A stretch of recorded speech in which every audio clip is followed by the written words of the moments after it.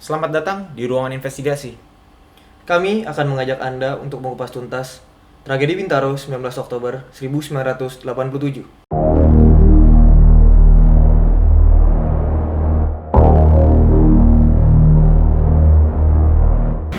Tepat 33 tahun yang lalu, pada tanggal 19 Oktober 1987, telah terjadi kecelakaan terbesar dalam sejarah perkeretaapian Republik Indonesia. Kecelakaan ini melibatkan KA220 jurusan Tanah Abang Merak yang dikemudikan oleh masinis Amung Sunaria dan KA225 jurusan Rangkas Bitung Jakarta yang dikemudikan oleh masinis Slamet Suradio. Kecelakaan ini mengakibatkan 150 orang harus kehilangan nyawanya dan 250 orang lainnya harus mengalami luka-luka. Oke, pada malam ini kita akan memberikan kalian menceritakan ke kalian sejarah kelam dalam sejarah perkeretaapian di Indonesia. Betul. Dan juga sejarah transportasi di Indonesia ya. Kita bakalan ceritain ke kalian mengenai kecelakaan kereta api yang merupakan kecelakaan terbesar dalam sejarah perkeretaapian di Indonesia, yakni kecelakaan kereta api di daerah Pondok Betung, Bintaro, Jakarta Selatan. Kecelakaan ini terjadi pada tanggal 19 Oktober 1987. Kecelakaan ini merupakan musibah terburuk dalam sejarah perkeretaapian di Indonesia. Bahkan kecelakaan ini menjadi sorotan publik dunia karena banyaknya korban jiwa dan juga begitu parahnya kerusakan yang ditimbulkan. Dalam kecelakaan ini melibatkan dua rangkaian kereta api. Yang pertama itu KA220 jurusan Tanah Abang Merak dan KA225 jurusan Rangkas Bitung Jakarta Kota. Nah, KA220 ini dikendarai oleh masinis Amung Sunaria dan KA225 dikendarai oleh masinis Slamet Suradio. Betul. Peristiwa ini juga tercatat sebagai kecelakaan terburuk Betul. dalam sejarah transportasi di Indonesia karena korban jiwa yang ditimbulkan dan juga kerusakan yang ditimbulkan. Nah, penyelidikan setelah kejadian ini juga menunjukkan bahwa adanya kelalaian dari petugas stasiun Sudimara yang memberangkatkan atau memberikan sinyal aman bagi kereta api dari arah Rangkas Bitung, yakni KA225 ya. Ya, betul. Yang dikendarai oleh Slamet Suradio. Padahal tidak ada pernyataan aman dari stasiun Kebayoran. Nah, hal ini juga dilakukan karena tidak ada jalur yang kosong nih di stasiun Sudimara. Nah, untuk lebih tahu lengkapnya dan tanpa lama-lama lagi, kita langsung telusuri bersama. Nah, dua kereta yang tabrakan pada Senin pagi, tepatnya pada tanggal 19 Oktober 1987 ini adalah kereta api ekonomi patas ya, KA220 jurusan Tanah Abang Merak dan KA225 jurusan Rangkas Bitung Jakarta Kota. Nah, kronologinya ini kurang lebih seperti ini. KA225 jurusan Rangkas Bitung Tanah Abang berangkat tepat pukul 5:05 dari Rangkas Bitung menuju Jakarta. Seperti biasa, pada waktu itu penumpang ramai, banyak yang di atap kereta, banyak yang di lokomotif, karena pada waktu itu yang tercatat hanya kurang lebih 300 orang lebih lah yang beli tiket. Tapi yang naik sekitar 1.000 orang lebih. Bisa dibayangkan pada saat itu bagaimana membludaknya para penumpang.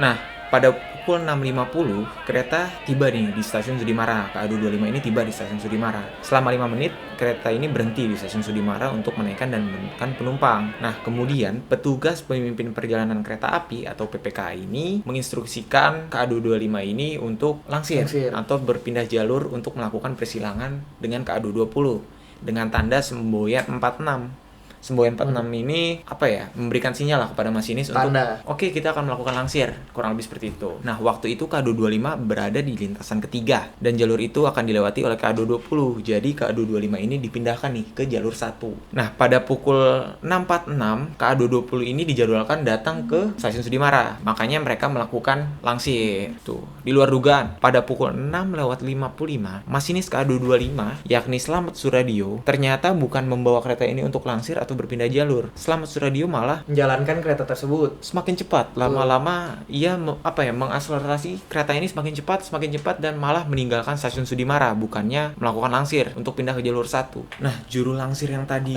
ditugaskan untuk memerintahkan KA225 untuk langsir atau pindah jalur ke jalur 1 ini langsung melapor ke Jamhari bahwa KA225 ini sudah berangkat tanpa izin. Nah, dengan sigap ia pun langsung menggerakkan tuas sinyal untuk mendapatkan atensi dari masinis dengan harapan masinis dapat melihat sinyal yang diberikan dan masinis dapat memberhentikan kereta. Nah, dengan refleks tanpa pikir panjang, petugas PPKA yang bernama Jamhari langsung berusaha untuk menghentikan kereta.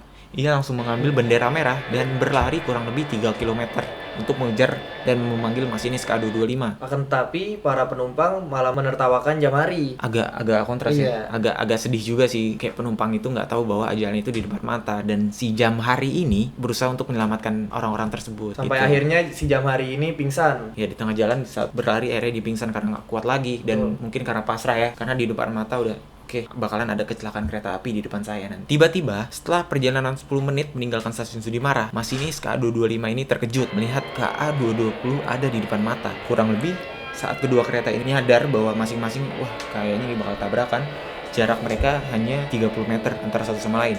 Masinis KA225, yaitu Slamet Suradio, mengaku ia baru melihat KA220 sekitar 30 meter sebelum tabrakan, dan ia tidak sempat mengerem. Waktu itu KA225 melaju dengan kecepatan 45 km per jam, sedangkan lawannya KA220 melaju dengan kecepatan sekitar 25 km per jam. Secara logika, untuk kereta api dengan bobot seperti itu, dengan bobot yang besar, dengan penumpang yang sangat penuh, nggak mungkin dalam 30 meter dapat berhenti secara total ya. Betul. Meski sudah menarik tuas rem bahaya, tabrakan tak terhindarkan. Tabrakan ini terjadi di lingkungan es pada kilometer 17, dan total kerugian material yang diketahui berdasarkan laporan akhir PJKA adalah 1,9 miliar, dan korban tewas mencapai 139 orang dengan catatan 72 orang Tewas di tempat tewas di tempat. Nah, sisanya ini meninggal di rumah sakit. dalam keadaan sekarat. Ada aneh sedikit nih. Dari keterangan Slamet Suradio, ia merasa telah menerima perintah untuk berangkat dari stasiun Sudimara karena KA220 datang terlambat.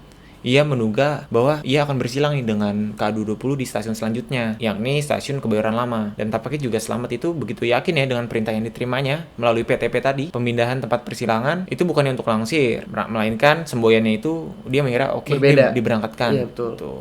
Selanjutnya, saat terjadi tabrakan, Suradio juga meluruskan apa yang diberitakan di media, termasuk dalam koran Pembaruan, yang pertama kali membahas tentang tragedi Bintaro 1987. Koran tersebut menulis bahwa masinis melompat pada koran tersebut. Padahal menurut keterangan dari Slamet Suradio, dia sama sekali tidak meninggalkan kabin masinis sampai kereta tersebut benar-benar berhenti atau bertabrakan dengan KA220. Bahkan bajunya itu, dan katanya ya menurut keterangan beliau, dia sampai bersimbah darah karena terkena remukan kaca, dan bahkan PTP atau surat PTP yang diberikan oleh PPKA tadi itu sampai Darah-darah. ada bercak darahnya. Betul. Dengan begitu dapat disimpulkan bahwa saat terjadi tabrakan, Suradio tergencet oleh lokomotif dalam keadaan bersimbah darah. Jadi sama sekali nggak meninggalkan lokomotif ya, seperti yang diberitakan. Nah, bahkan PTP atau surat pemindahan tempat persilangan tadi, Betul. yang dikasih oleh PPKA tadi, itu sampai sampai ada bercak darahnya, dan itu kan jadi bukti bahwa ia sama sekali tidak meninggalkan lokomotifnya saat kejadian tabrakan tersebut. Nah, Suradio ini juga berhasil membuktikan kepada hakim yang bertugas pada waktu itu bahwa dirinya ini sama sekali nggak meninggalkan lokomotif itu gitu loh. Betul. Artinya apa yang diberitakan oleh koran tersebut adalah kebohongan. Nah, menurut Suradio, alasan dia meninggalkan stasiun Sudimara karena ia menerima sinyal atau pertanda dari PPKA untuk memberangkatkan keretanya, dan ia semakin memperkuat dugaan tersebut melalui PTP tadi. Menurut beliau, saya sudah memegang PTP nih, saya sudah memegang pemindahan tempat persilangan. Berarti tempat persilangan saya bukan di stasiun ini, melainkan di stasiun berikutnya, dan itu yang menjadi dasar beliau dalam persidangan ya. Betul. Pada akhirnya Suradio divonis 5 tahun penjara dan harus kehilangan pekerjaannya, artinya dicopot dari jabatannya sebagai masinis. Ia ditahan di lapas Cipinang dan bebas pada tahun 1993. Nasib serupa juga dialami oleh Adung Syafei, yakni kondektur dari KA225. Syafei ini harus mendekam di penjara selama kurang lebih 2,5 tahun. Nah, sedangkan PPKA Jamhari yang tadi sempat menurut keterangan dari Slamet Suradio ini memberangkatkan, dan keterangan dari PJKA Jamhari ini nggak mengecek keadaan stasiun segala macam, PPKA Jamhari dan Umri Hadi dihukum 10 bulan penjara. Nah, akibat dari kejadian ini banyak sekali perubahan yang ditimbulkan. Dan juga banyak respon dari masyarakat, terutama dari public figure ya. Yang pertama dari Iwan Fals ya. Ia menciptakan lagu yang berjudul 1910. Untuk mengenang tragedi ini, lagu ini muncul pertama kali dalam album dengan judul yang sama. Nah, juga ada film yang menceritakan tentang kecelakaan ini melalui sudut pandang salah satu korban, yakni Junet.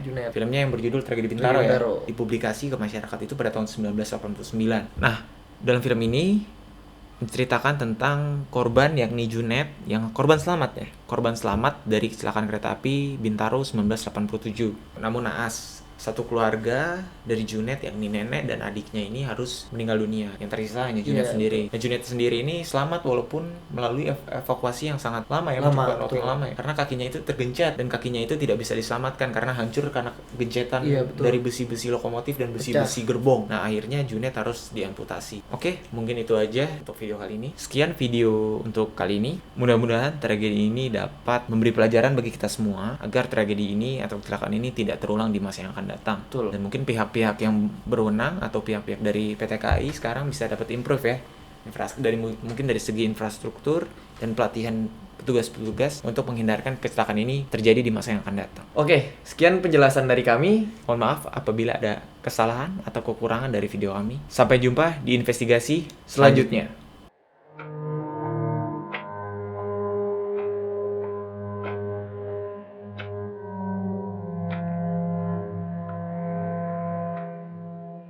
Sayalah Junet, salah seorang korban musibah tabrakan kereta api di Bintaro. Saya berterima kasih karena kisah kami sekeluarga diangkat ke layar putih lewat film ini. Moga-moga ada hikmahnya bagi kita semua.